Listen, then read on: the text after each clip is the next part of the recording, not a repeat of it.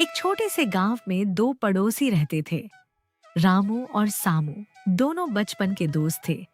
उन दोनों के परिवार के बीच में भी अच्छे संबंध थे।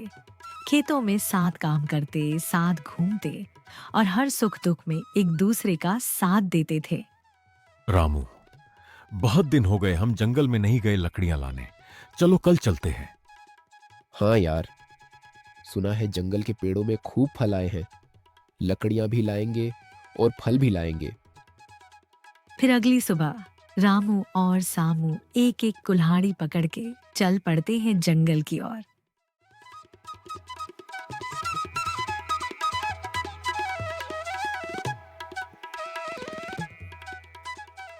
देख यार सामू, जंगल के पेड़ों में कितना फल लगे हैं। हाँ यार, बहुत फल है। पहले लकड़ी काट के लाएंगे, फिर फल तोड़ के घर चले जाएंगे। ऐसा कह के वे दोनों वहां से चले जाते हैं लकड़ी काटने के लिए। जंगल के रास्ते जाते हुए उनको एक सफेद बकरी दिखाई देती है।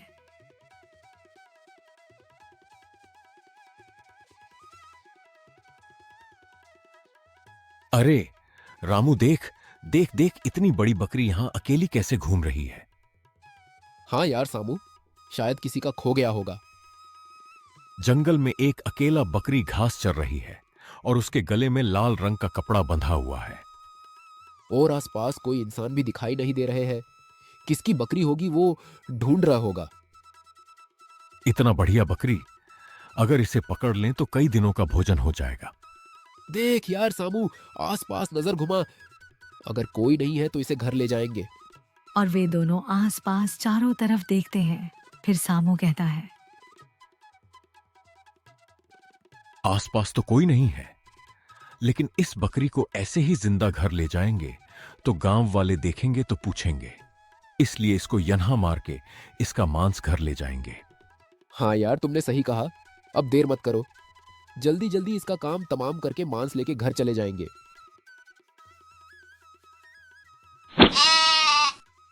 और वे दोनों बकरी को मार के उसका मांस अपने घर ले जाते हैं।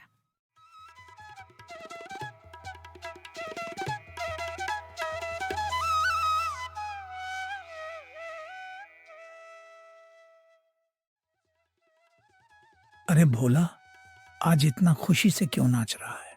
ओ दादाजी, हमारे घर में आज बकरी का मांस रसोई हो रहा है। आज तो खाने में मजा आ जाएगा।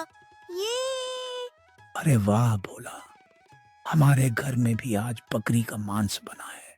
तो क्या हुआ? तुम तो बूढ़े हो गए हो, तुम्हारा तो दांत सब गिर गए हैं। फिर मांस कैसे चबाओगे? हाँ हाँ हाँ।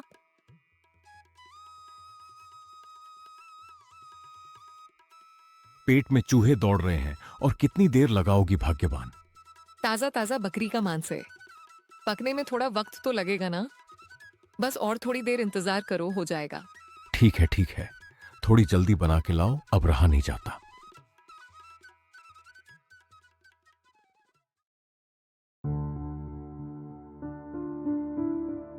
अरे, अभी तक बना नहीं? और कितनी देर लगाओगी? उधर भोला को भूख लग रहा है। भोला को भूख लग रहा है या तुम्हें लग रहा है? हाँ हाँ, हम दोनों को लग रहा है। थोड़ी जल्दी बनाओगी? सामू के घर से बहुत अच्छा खुशबू आ रही थी। हमारा भी थोड़ा स्वादिष्ट बनाओ। ठीक है बाबा, तुम जाके बैठो, मैं अभी बना के लाई। और उन दोनों के परिवार में रसोई होने के बाद बड़े मजे से मांस का आनंद लेते हुए खाते हैं। और उस तरफ गांव के देवी मंदिर में अफरा तफरी मच गई, क्योंकि देवी माँ की पूजा के लिए रखा गया बकरी गायन थी। क्या बात है पुजारी जी, आपने हमें क्यों बुलाया है? आखिर क्या समस्या है? देवी माँ की पूजा के लिए रखी गई पवित्र बकरी गायब हो गई है। आसपास के गांव में थोड़ा पूछताछ करो, शायद किसी ने देखा होगा।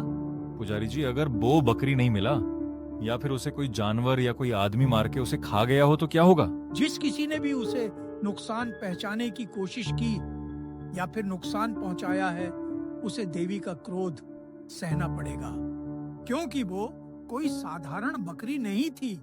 वह देवी माँ को समर्पित थी। पुजारी जी से सारी बात सुनने के बाद गांव वाले अपने अपने घर लौट जाते हैं। फिलहाल अभी घर चलते हैं, कल सुबह बकरी को ढूंढेंगे। जैसे ही अगले दिन सुबह हुई तो रामू के घर से रामू की पत्नी की चिल्लाने की आवाज सुनाई देती है। बोला कि पापा देखो ये क्या हो गया। अरे क्या हुआ? इतनी सुबह सुबह क्यों चिल्ला रही हो? आंख खोलो और अच्छे से देखो, हम तीनों की सिर पे कैसे बकरी की तरह सींग निकल आए हैं। अरे अरे अरे, ये कैसे हो गया? अब क्या करें हम? मुझे कुछ नहीं पता, जो भी करना है करो, बस हमारे सिर से ये सींग जाना चाहिए।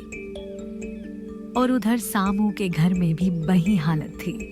सामू के परिवार में सभी सदस्यों के सिर पे भी सिंग निकल आए थे। सामू बेटा, मुझे लग रहा है कि हमारे परिवार के ऊपर किसी ने जादू टोना कर दिया है। मुझे नहीं पता बाबूजी, ये कैसे हो गया। मैं थोड़ा रामू के घर जाता हूँ, शायद उसे कुछ पता हो इस बारे में। ऐसा कह के सामू चल पड़ता है रामू के घर और उधर पहुंच के देखता है उनकी भी वही हालत थी। रामू किधर है? थोड़ा बाहर आ। रामू के बुलाने से भी सामू बाहर नहीं आया और घर के अंदर रह के बात करता है। हाँ यार सामू, क्या हुआ बोलो?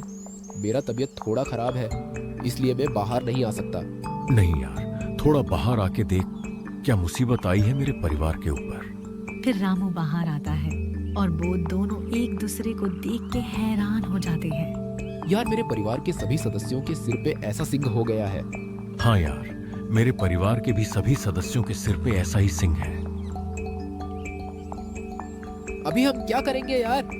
चलो देवी माँ के मंदिर चलते हैं पुजारी जी के पास, वो जरूर कोई ना कोई उपाय बताएंगे। और फिर वो दोनों चल पड़ते हैं पुजारी जी के पास।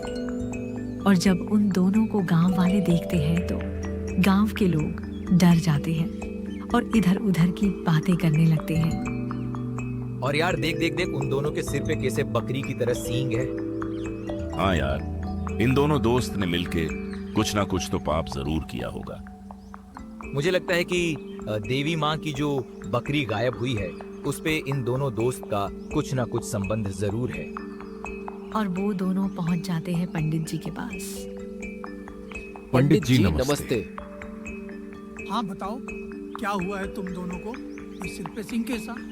पंडित जी, हम दोनों परिवार के सभी सदस्यों के सिर पे ऐसा सिंग आ गए हैं। ऐसा कैसे हो सकता है? एक मनुष्य के शरीर में बकरी का सींग कैसे? मुझे सच सच बताओ, तुम दोनों ने क्या पाप किया है? कहीं तुम दोनों ने मिलके देवी माँ की बकरी के साथ कुछ गलत किया है क्या? वो कल से गायब है। पंडित जी, हमें माफ कर दीजिए, हमसे बहुत बड़ी गलती हो गई। हमें पता नहीं था वो बकरी देवी माँ की पूजा के लिए थी। क्या किया तुम दोनों ने उस बकरी के साथ? फिर वो दोनों लालच में आके कैसे उस बकरी को मार के खाया, वो सारी घटना पंडित जी को बताने लगे। पंडित जी को सारी घटना बताने के बाद वो दोनों पंडित जी के पैरों में गिर पड़ते हैं उनसे माफी मांगने के लिए। पंडित जी, हमसे भूल हो गई, कृपा करके हमें इस मुसीबत से निकलने का कोई उपाय बताइए। हाँ हाँ, हो गया हो गया। अभी उठो और मेरी बात ध्यान से सुनो। सुनो, देवी माँ का क्रोध इतनी जल्दी शांत नहीं होगी, इसलिए तुम दोनों को थोड़ा प्रतीक्षा करना पड़ेगा। हाँ हाँ पंडित जी, हम प्रतीक्षा कर लेंगे, लेकिन आप उपाय तो बताइए। उपाय जितना भी कठिन क्यों ना हो, हम उसे जरूर पूरा करेंगे। तो फिर सुनो, तुम दोनों ने देवी माँ की जो सफेद बकरी मार के खाया है, उसी तरह एक सफेद बकरी का बच्चा लाओ और उसका लालन पालन अच्छे से करो, ठीक अपनी बच्चे की तरह। जैसे जैसे बकरी बड़ा होता जाएगा उसका सींग भी बड़ा होगा, वैसे ही तुम्हारे दोनों परिवार के सभी सदस्यों का सींग भी गायब हो जाएंगे। ठीक है पंडित जी, आपने जैसा कहा हम ठीक उसी तरह बकरी लाएंगे और उसका सेवा करेंगे और बड़ा करेंगे, और बड़ा होने के बाद देवी माँ को समर्पित कर देंगे। ठीक है, अभी तुम दोनों जाओ, मुझे बेहद काम है मंदिर में। ठीक है पंडित जी, नमस्ते, हम आते हैं। फिर वो दोनों अगली सुबह एक बकरी का बच्चा खरीद कर लाते हैं और उसका अच्छा से देखभाल करती है। वे दोनों रोज जंगल से घास काट के लाते और बकरी को खिलाते थे। यार रामू, ये बकरी कब बड़ा होगा, कब इसके सिंग निकलेंगे? हमारे सिर पे ये सिंग भारी भारी लग रहा है। मुझे लगता है कि और 3-4 साल लग जाएंगे यार। पाप किए है तो भुगतना तो पड़ेगा ना। और वो दोनों अच्छे से बकरी का देखभाल करते हैं। ऐसे ही 4-5 साल बीत जाते हैं और बकरी बड़ा हो जाता है। उसके सर पे भी बड़ा बड़ा सिंग निकल आए थे। यार सामू, मुझे लगता है कि हमारा बकरी अब बड़ा हो गया है। अब हमें इसे देवी माँ को समर्पित कर देना चाहिए। हाँ यार, देख उसका सिंग हमसे भी बड़ा हो गया है। चलो इसको लेके देवी माँ के मंदिर चलते हैं, पुजारी जी के पास। और वे दोनों बकरी को लेके चल पड़ते हैं पुजारी जी के पास।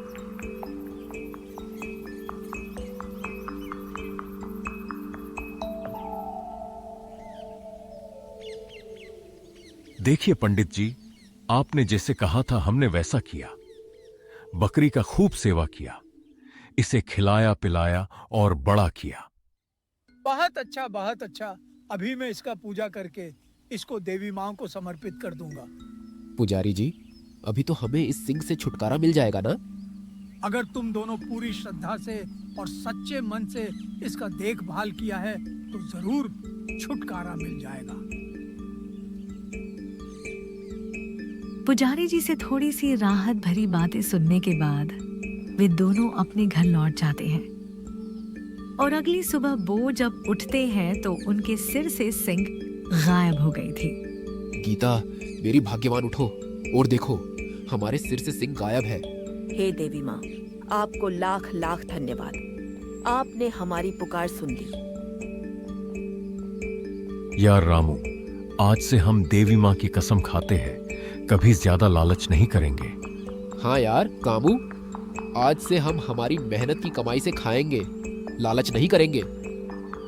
और मेरे प्यारे दोस्तों, आप लोग भी सुनो, ज्यादा लालच के चक्कर में मत पड़ो। अगर हमारी वीडियो अच्छी लगी हो तो हमारी चैनल को सब्सक्राइब करके जाओ। और हाँ, बेल आइकन को दबाना मत भूलना।